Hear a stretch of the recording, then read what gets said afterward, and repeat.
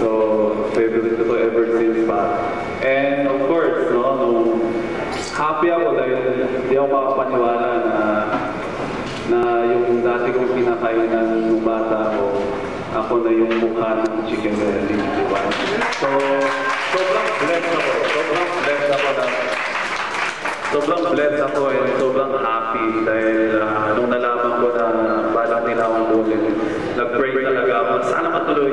Kasi ito yung ito yung favorite ko ng bata ako. Kasi siguro kung hindi ako makain ng chicken belly before, hindi ako nakarating sa PBA. Di ba? Totoo yan.